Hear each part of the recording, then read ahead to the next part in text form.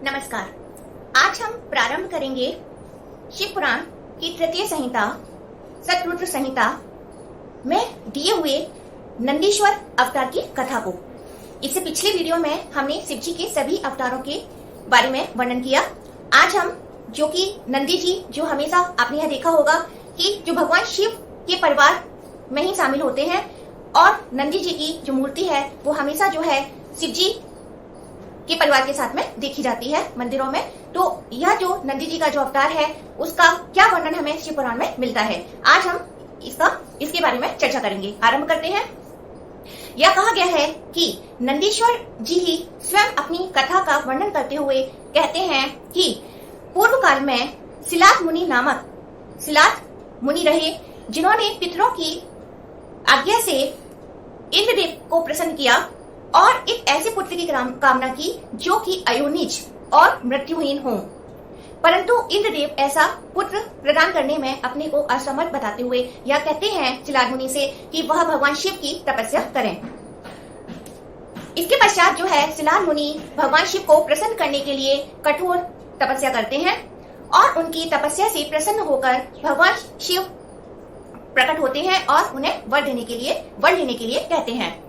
तब सिलात मुनि कहते हैं कि वह उन्हें उनके समान ही ऐसा पुत्र दें जो कि मृत्युहीन हो और उनके समान ही उनमें बल हो। तब भगवान शिव यह कहते हैं कि वह उन्हें यह वर देते हुए कहते हैं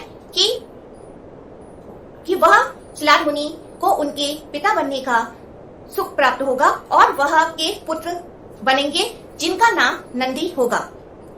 सिलात मुनि प्रसन्न होते हुए वहां से अपने आश्रम की तरफ लौट जाते हैं और शिव जी भी अंतर्धान हो जाते हैं। इसके पश्चात सिलात मुनि एक बार यज्ञ की तैयारी के लिए यज्ञ क्षेत्र को जोत रहे हैं और उसी समय जो है यज्ञ आरंभ होने से पहले ही सिलात मुनि के शरीर से एक बालक प्रकट होते हैं जो कि त्रिनेत्रधारी, त्रिशूलधारी, सूर्य और अग्नि के समान तेजोमय है।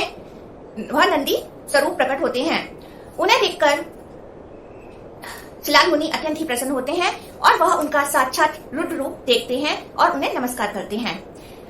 वह उन नंदी स्वरूप बालक को अपने आश्रम की तरफ ले जाते हैं और वह रुद्र रूप जो है अपने उस दिव्य रूप को त्याग कर मनुष्य रूप को धारण करते हैं। इसके पश्चात यह कहा गया है कि नंदी जी का जो है जात कर्म संपन्न होता है और 5वें वर्ष में ही वह सांगोपांग भक्ति और वेदों का अध्ययन कर लेते हैं। इसके बाद जो है 7वां वर्ष पूर्ण होने के पश्चात शिव जी के आदेश अनुसार उनके आश्रम पर मित्र और वरुण मुनि जो है वहां आश्रम पर पधारते हैं और वह सिलात मुनि को यह बताते हैं कि उनके पुत्र की जो आयु है वह कम है और केवल 1 वर्ष ही शेष रह गया है। यह सुनकर सिलात मुनि अत्यंत ही दुखी होते हैं और वह विलाप करने लगते हैं। तब नंदी जी अपने पिता से कहते हैं कि वह यह विलाप क्यों कर रहे हैं और वह शपथ लेते हुए यह कहते हैं कि उनकी मृत्यु बाल्यकाल में नहीं होगी। तब सिलात मुनि उनसे यह पूछते हैं कि यह कैसे संभव है और वह किस तप के द्वारा ऐसा कह सकते हैं। तब नंदी जी कहते हैं कि वह भगवान शिव की भक्ति के द्वारा जो है यह संभव करके दिखाएंगे और उनकी मृत्यु बाल्यकाल में नहीं होगी। और इसके बाद जो है नंदी वन में जाकर जो है रुद्र मंत्र के द्वारा सदाशिव का ध्यान करते हुए भगवान शिव की कठोर तपस्या करते हैं। तब भगवान शिव प्रसन्न होने पर पार्वती जी सहित वहां प्रकट होते हैं और वह नंदी जी से कहते हैं कि उनके आश्रम पर पधारे हुए मित्र और वरुण उनकी आज्ञा से ही वहां आए थे और वह कहते हैं कि वह उनके ही समान है, इसलिए उन्हें मृत्यु का भय नहीं होना चाहिए। वह आगे उन्हें वर देते हुए कहते हैं कि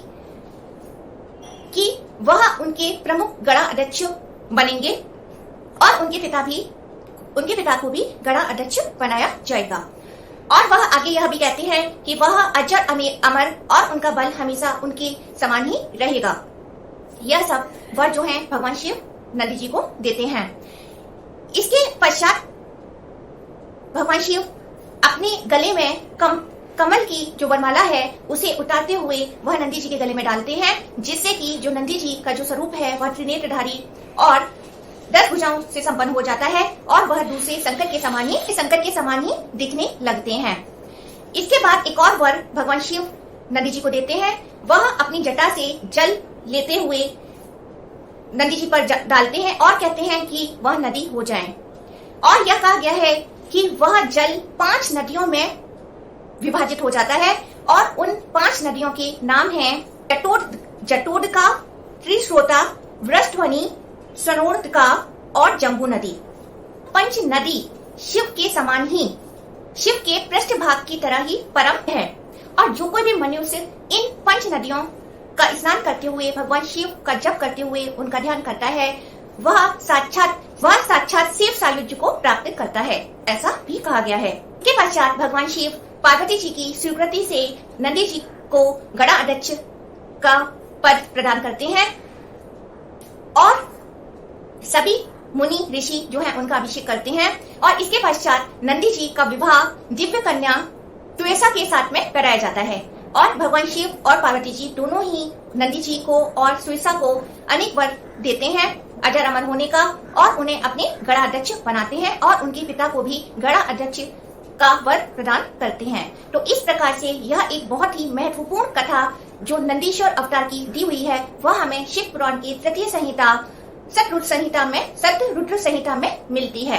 तो इसी के साथ समाप्त करते हैं और फिर एक रात की कथा के साथ में मिलेंगे। तब तक के लिए नमस्कार।